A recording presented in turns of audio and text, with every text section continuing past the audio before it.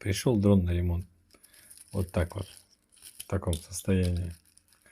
Мастер луч хотел поменять. Все просто изнахратил.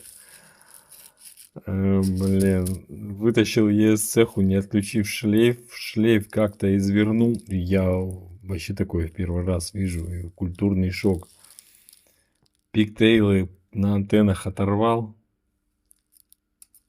Разъемы. 2 разъема.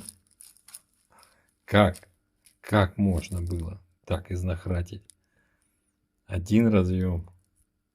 И вот здесь пины на сенсорах также закосячить. И... еще вот вижу. Ёшкин кот. И вот сейчас вместе с вами удивляюсь. Разъемы вот так вот